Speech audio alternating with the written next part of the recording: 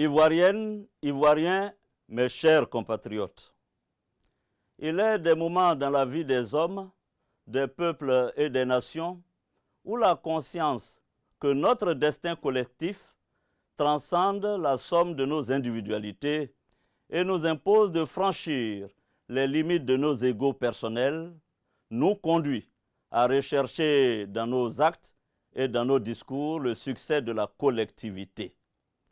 Cet impératif sacrificiel est particulièrement ardent et nécessaire en cette période de péril grave et imminent sur nos vies, nos libertés, nos droits civiques et politiques, en un mot, sur notre démocratie. Face à la gravité de la situation qui accourt dans notre pays, depuis la décision extrême de M. Ouattara de convoquer tous les moyens légaux et illégaux dans le but de se maintenir au pouvoir, les fils de la Côte d'Ivoire, regroupés au sein de l'opposition parlementaire et extra-parlementaire, ont fait front commun dans une exemplaire unité d'action. Depuis plus d'un mois, l'opposition politique ivoirienne se bat courageusement et dignement avec les instruments du droit et de la mobilisation populaire contre cette félonie qui défigure notre pays. Devant la violation flagrante de notre Constitution, le sang de nos compatriotes qui est versé chaque jour et le parjure déshonorant dont s'est rendu coupable l'ex-président, j'ai décidé de m'assumer et de prendre la parole. Je prends la parole car mon honneur me le commande.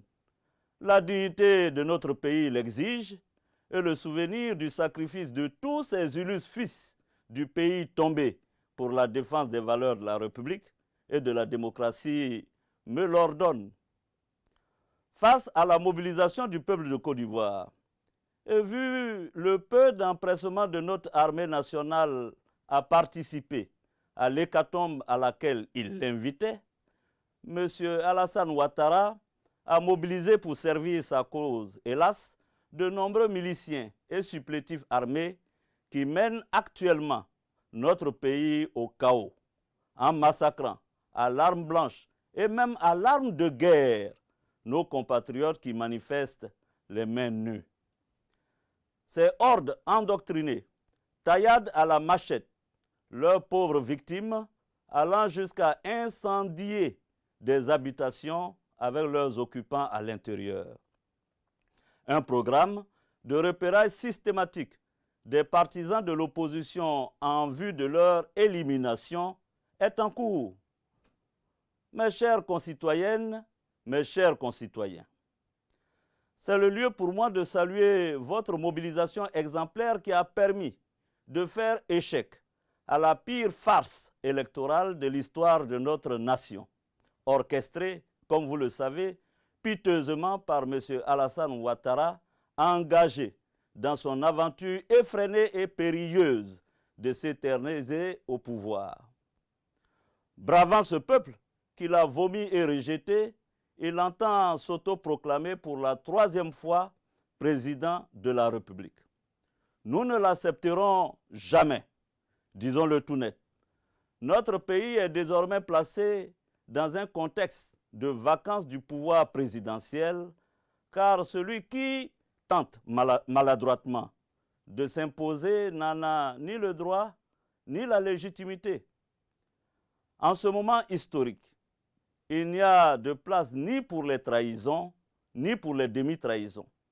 C'est donc la raison pour laquelle l'opposition responsable, constatant la vacance du pouvoir présidentiel, a décidé, dans le cadre de l'espérance due au peuple, d'ouvrir une transition politique.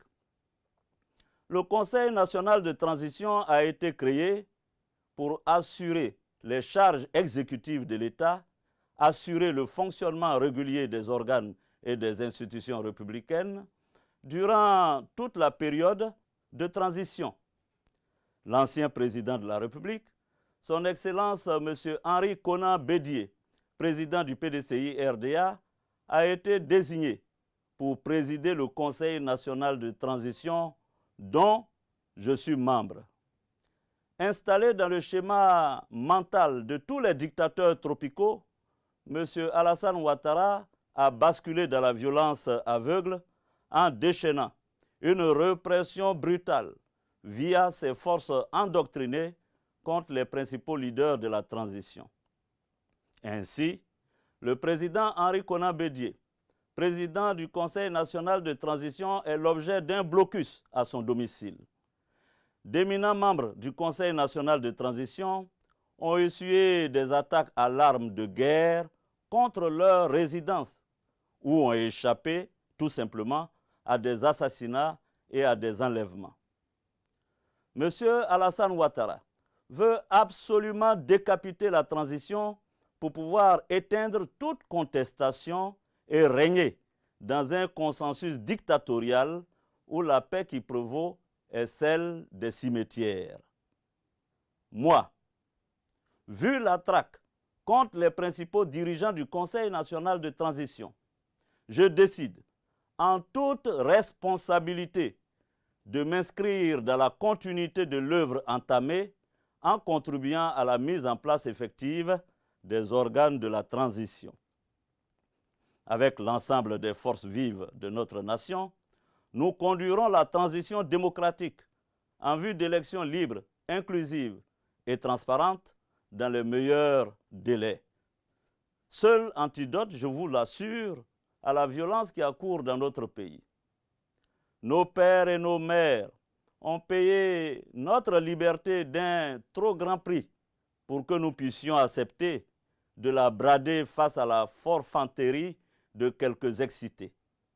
Nous refusons que le viol de notre loi suprême soit considéré comme chose banale et puisse rester sans conséquence.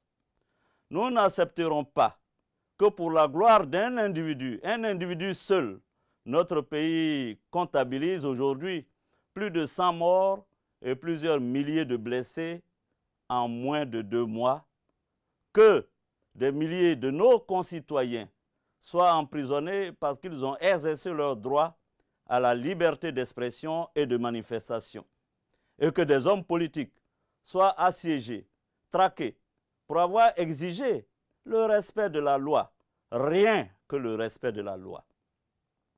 Les Ivoiriens n'accepteront pas, je vous l'assure, qu'une cour constitutionnelle servile et complaisante adoube le complot électoral et apporte sa caution à la forfaiture en cours. Ce n'est pas ce dont nous avons rêvé pour notre pays.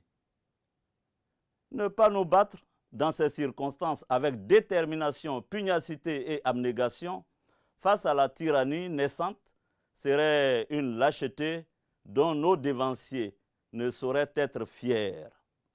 C'est pourquoi, malgré les difficultés, malgré les douleurs, malgré les horreurs, en dépit de nos faiblesses, de nos manquements, de nos erreurs, voire de nos fautes, il faut qu'ensemble, chers compatriotes, nous puissions nous lever pour dire non à la dictature et faire barrage à l'ex-président de la République, Alassane Ouattara, qui veut prendre la Côte d'Ivoire tout simplement en otage.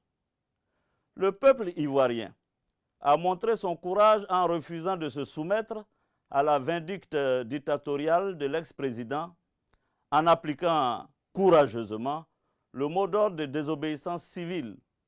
Les Ivoiriens ont démontré leur capacité à lutter pour la démocratie au péril de leur vie. Je m'adresse ici et maintenant au corps constitué et à nos vaillantes forces de défense et de sécurité. Au corps constitué, appelant à votre sens élevé de l'intérêt supérieur de la nation, je vous demande de désobéir aux ordres illégaux et de rallier le Conseil national de transition. Aux forces de défense et de sécurité, vous me connaissez, chers soldats, des années durant, nous nous sommes battus dans les broussailles comme dans les agglomérations. Notre idéal était d'apporter à la Côte d'Ivoire la démocratie et la liberté. Je voudrais vous dire aujourd'hui que malgré tout, rien n'est perdu. Je voudrais vous dire que nous ne pouvons pas, nous ne devons pas, par peur et par poltronnerie, laisser s'installer durablement la dictature clanique de M. Alassane Ouattara et contempler l'empire de la terreur s'étendre dans notre pays et prendre possession de l'âme de notre nation. C'est pourquoi je demande à vous, soldats, sous-officiers, officiers, officiers supérieurs et officiers généraux de notre armée, de vous regarder dans le miroir de votre âme et de votre conscience et d'agir pour stopper les tueries. Agir pour préserver notre pays de pogroms intercommunautaires, agir pour rétablir la paix et la concorde, agir pour redonner à notre Constitution ses lettres de noblesse. M. Alassane Ouattara n'est plus le président de la République de Côte d'Ivoire. Cela est indéniable. Ayant épuisé son deuxième et dernier mandat, il ne peut plus exercer les charges et la fonction de chef de l'État. Il s'agit pour vous, dans l'honneur et la dignité, de mettre un terme au spectre de la guerre civile qui menace tous les jours notre pays. Pour terminer, j'appelle toutes les forces vives de la nation, les jeunes, les femmes, toutes les couches de notre beau pays balafré et assassiné, à se lever.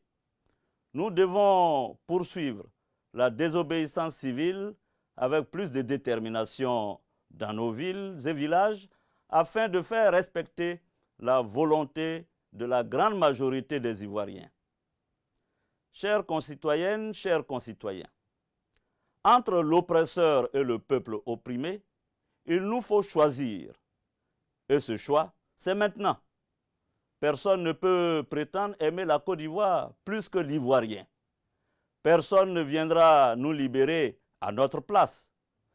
Nous ne devons compter que sur nous-mêmes pour vaincre ou périr. Et nous vaincrons car nous avons la vérité et Dieu est avec nous. Que Dieu bénisse la Côte d'Ivoire. Je vous remercie.